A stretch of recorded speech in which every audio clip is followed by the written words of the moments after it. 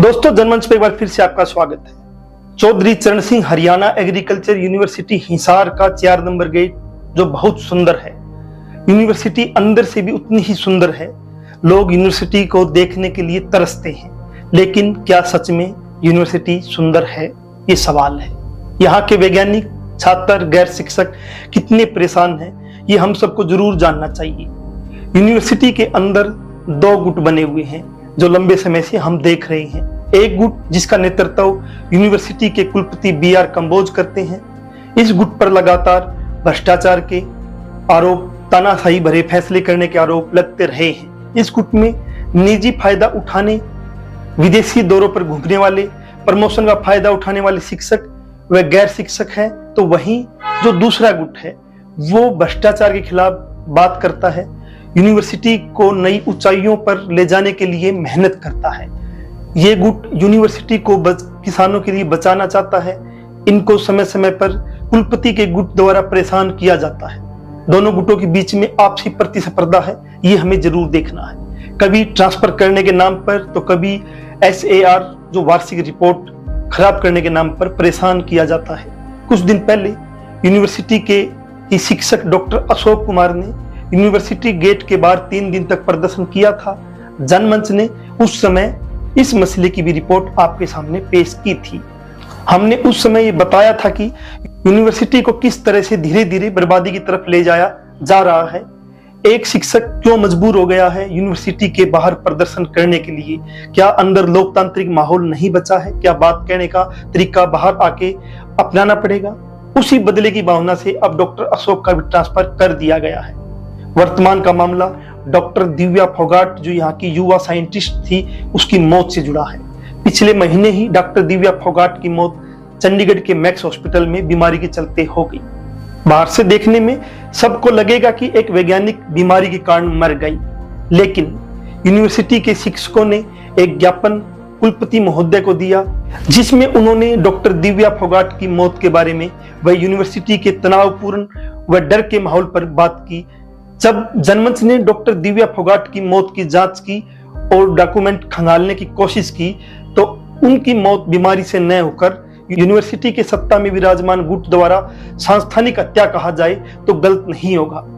Doctor Divya जो Maharshi Dayanand university Rohtak से MSc में गोल्ड मेडलिस्ट थी, उनके MSc के गोल्ड मेडल लेने से department of science and technology नई दिल्ली द्वारा फेलोशिप भी प्रदान की गई थी।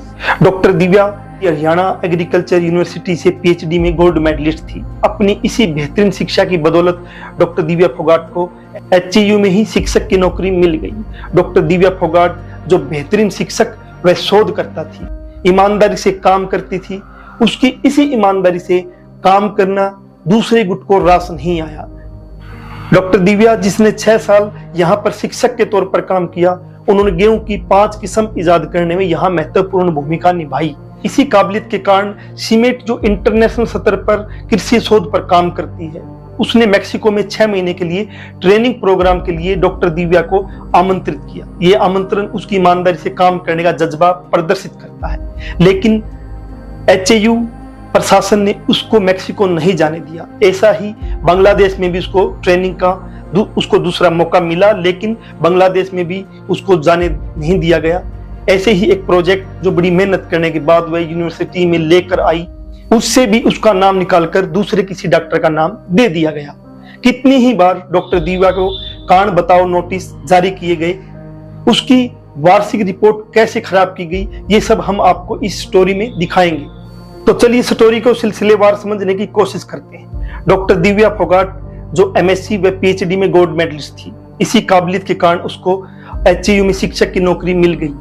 सीमेट जो इंटरनेशनल स्तर पर इस कृषि में शोध कार्य करती है, जिसको अनेक देशों ने मान्यता दी हुई है, जिसका मुख्यालय मेक्सिको में है। सीमेट में गेहूं व मक्का में शोध के प्रशिक्षण कार्यक्रम के लिए 24 जून 2022 को भारत सरकार के DGICAR director general of the Indian council of agriculture research को 6 महीने के प्रशिक्षण कार्यक्रम के लिए 10 युवा वैज्ञानिकों का प्रस्ताव भेजा। प्रशिक्षण कार्यक्रम में शामिल वैज्ञानिकों की उम्र 40 साल से कम। प्रशिक्षण कार्यक्रम 6 महीने मेक्सिको में होना था अब DGICAR द्वारा देश के अलग अलग हिस्से से 10 वैज्ञानिकों को उनकी काबिलियत के अनुसार चुन लिया गया। हरियाणा एग्रीकल्चर यूनिवर्सिटी से डॉक्टर दिव्या फोगाट का नाम DGICAR ने नॉमिनेट कर ICAR करनाल को भेज दिया।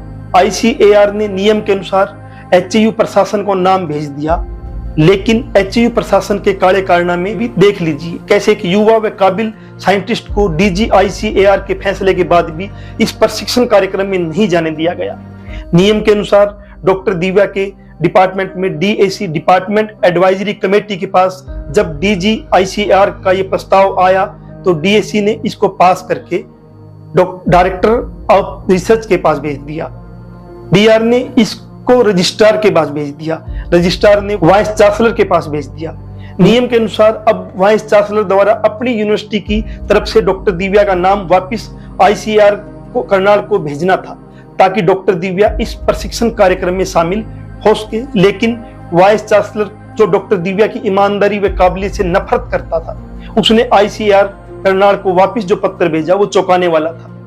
वाइस चांसलर BR कंबोज ने सभी नियमों की धज्जियां उड़ाते हुए ICAR करनाल को जो पत्र भेजा उसमें डॉक्टर दिव्या फोगाट की जगह रिटायरमेंट के नजदीक चल रहे डॉक्टर OP बिश्नोई का नाम भेज दिया गया। VC के इस कारनामे से एक बार तो ICAR भी चौंक गया। ICAR करनाल ने 5 अगस्त 2022 को वापस हरियाणा एग्रीकल्चर यूनिवर्सिटी को मेल की। मैं उसमें साफ शब्दों में यूनिवर्सिटी को लिखा कि डॉक्टर दिव्या फोगाट को DGICAR ने नॉमिनेट किया है, इसके फैसले को नहीं बदला जा सकता। इस प्रशिक्षण कार्यक्रम में आपकी यूनिवर्सिटी की तरफ से युवा व फीमेल वैज्ञानिक होना अनिवार्य है। OP बिश्नोई जो न युवा है और न ही फीमेल है, इसलिए आप दोबारा से डॉक्टर दिव्या फोगाट के नाम को पास करके हमारे पास भेज दीजिए। इसी दौरान डॉक्टर दिव्या जब मैक्सिको दूतावास में अपने वीजा के लिए गई तो उसको कारण बताओ नोटिस जारी कर दिया गया। एक युवा साइंटिस्ट जिसका सपना होता है अपने कार्य क्षेत्र में नई ऊंचाइयों पर पहुंचना, उसका सपना टूटना उस वैज्ञानिक का टूटना होता है। ये एक बार नहीं हुआ। कुछ समय बाद जब बांग्लादेश में जाने का मौका मिला, लेकिन उसको वहां भी नहीं जाने दिया गया। सीमेट ने बांग्लादेश में 10 दिन की ट्रेनिंग प्रोग्राम ऑर्गेनाइज किया। उसमें एक बार फिर इसी प्रक्रिया के तहत डॉक्टर दिव्या का नाम भेजा गया। अब की बार फिर डॉक्टर दिव्या को यूनिवर्सिटी प्रशासन ने नहीं जाने दिया। 1 मार्च को डॉक्टर दिव्या फोगाट को बांग्लादेश जाना था। अफसोस 3 तारीख को DAC मीटिंग बुलाती है कि डॉक्टर दिव्या फोगाट को जाना है या नहीं जाना है। आप अंदाजा लगा सकते हैं कि एशिया की सबसे बड़ी यूनिवर्सिटी होने का दावा करने वाली यूनिवर्सिटी चौधरी चरण सिंह हरियाणा एग्रीकल्चर यूनिवर्सिटी हिसार अपने वैज्ञानिकों के साथ कैसा सलूक कर रही है। डॉक्टर दिव्या फोगाट ने फिर भी हार नहीं मानी। डॉक्टर दिव्या फोगाट और डॉक्टर विक्रम सिंह कालीरामन अपनी मेहनत के दम पर एक project IIWBR wind and barley Karnal से गेहूं व मक्का पर शोध के लिए अपनी यूनिवर्सिटी में एक प्रोजेक्ट लाने के लिए वह बहुत ज्यादा मेहनत करते हैं। जहां से प्रोजेक्ट लाया जाता है वहां पर इंटरव्यू देते हैं, कन्विंस करते हैं IIWBR को कि आप HAU में पैसा लगाइए, हम इस प्रोजेक्ट पर काम करेंगे। दोनों साइंटिस्ट अपनी काबिलियत के दम पर प्रोजेक्ट यूनिवर्सिटी में ले आते हैं। लेकिन एक बार फिर से यूनिवर्सिटी का खेल देखिए। कुलपति महोदय या यूनिवर्सिटी प्रशासन उस प्रोजेक्ट से डॉक्टर दिव्या को बाहर कर देते हैं और प्रोजेक्ट हेड के तौर पर डॉक्टर OP बिश्नोई का नाम उसमें डाल देते हैं और डॉक्टर विक्रम सिंह को जूनियर बना देते हैं। इसके साथ में ही डॉक्टर रेणु मुंजाल जो विदेशों में अक्सर दौरों पे रहती है, उनको भी इस प्रोजेक्ट में घुसा देते हैं। प्रोजेक्ट में मेहनत किसने की और प्रोजेक्ट किसको दे दिया गया, ये जरूर देखना चाहिए। प्रोजेक्ट से बाहर करने के खिलाफ 2 बार उन्होंने डायरेक्टर ऑफ रिसर्च को शिकायत भी की। डॉक्टर दिव्या को उसके डिपार्टमेंट की वार्षिक कार्यशाला में जाने से रोका जाता रहा। इस साल की कार्यशाला जो अयोध्या में आयोजित हुई, जिसमें डॉक्टर दिव्या के द्वारा इजाद की गई गेहूं की वैरायटी को जारी किया गया, इस कार्यशाला में भी उसको नहीं जाने दिया गया।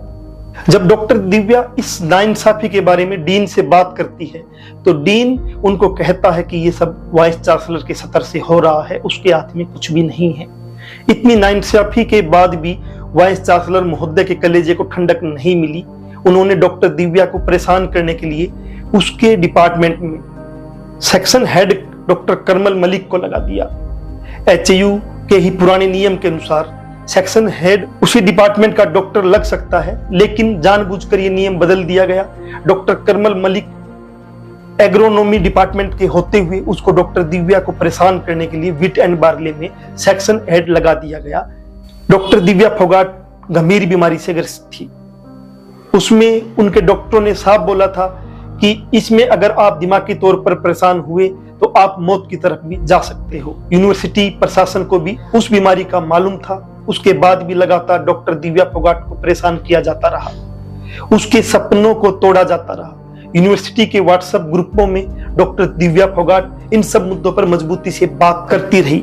डॉक्टर दिव्या चाटुकारिता करने वालों के खिलाफ लिखती है, वो नकली अवार्ड के खिलाफ लिखती है। नकली अवार्ड पर जनमंच ने स्टोरी की थी, वो भी आपको जरूर देखनी चाहिए कि कैसे नकली अवार्ड यूनिवर्सिटी में लाया गया। डॉक्टर दिव्या जो गर्ल्स हॉस्टल वार्डन भी थी, हॉस्टल में कैसे सुरक्षा के नाम पर युवा गार्ड लगा दिए गए हैं जिससे लड़कियों को परेशानी होती है, वो वहां कंफर्ट नहीं हो पा रही है। इन सब मुद्दों पर वो व्हाट्सएप ग्रुपों में लगातार लिखती रही है, लेकिन वाइस चांसलर महोदय और उसके गुट की तानाशाही यही नहीं रुकी। 9 अक्टूबर 2024 को दलहन विभाग के टेक्निकल ट्रेनिंग प्रोग्राम होता है। डॉक्टर करमल मलिक डॉक्टर दिव्या की ड्यूटी उस कार्यक्रम में लगाते हैं। कार्यक्रम का समय सुबह 9:30 से 12 बजे तक है। ये सब जानते हुए डॉक्टर करमल मलिक उसी दिन 11 बजे गेहूं व जौ अनुभाग के लिए टेक्निकल कार्यक्रम की मीटिंग बुला लेते हैं। डॉक्टर दिव्या अपनी ड्यूटी के अनुसार दलहन विभाग के कार्यक्रम में रहती है, लेकिन जब उसको दूसरे कार्यक्रम की मीटिंग की जानकारी मिलती है तो वो वहां भी 5 मिनट के लिए पहुंच जाती है। मीटिंग में डॉक्टर करमल मलिक उसको नहीं मिलते हैं। अब अगले दिन डॉक्टर करमल मलिक जानबूझकर डॉक्टर दिव्या को कारण बताओ नोटिस भेज देते हैं कि वो मीटिंग सिर्फ 2 से 3 मिनट के लिए ही क्यों पहुंची, जबकि डॉक्टर मलिक जानते थे कि डॉक्टर दिव्या फोगाट की खुद उसी ने ड्यूटी दूसरे कार्यक्रम में लगाई है। Doctor Divya Phogat director research को पत्र लिखती है, जिसमें वो साफ डॉक्टर करमल मलिक पर मानसिक उत्पीड़न करने का गंभीर आरोप लगाती है। पत्र में वो करमल मलिक द्वारा बेवजह कारण बताओ नोटिस देने का, अनुशासनात्मक कार्रवाई करने का, गेहूं शोध में मदद के लिए मजदूर उपलब्ध न करवाने का साफ साफ आरोप लगाती है। डॉक्टर दिव्या फोगाट डॉक्टर करमल मलिक के मानसिक टॉर्चर के कारण इतनी ज्यादा परेशान हो जाती है कि उसको पीजीआई रोहतक में 16 अक्टूबर को एडमिट होना पड़ता है। पीजीआई रोहतक में एडमिट के दौरान जब डॉक्टर दिव्या यूनिवर्सिटी में ऑनलाइन छुट्टी के लिए अप्लाई करती है तो उसमें वो साफ लिखती है कि डॉक्टर करमल मलिक के अत्यधिक परेशान करने के कारण उसको मानसिक परेशानी हुई है। मानसिक परेशानी के कारण उसको अत्यधिक रक्त स्त्राव हो गया है, जिसके कारण वो पीजीआई रोहतक में एडमिट हो गई है, इसलिए उसको छुट्टी दी जाए। 18 अक्टूबर को एचयू में तकनीकी कार्यक्रम होता है।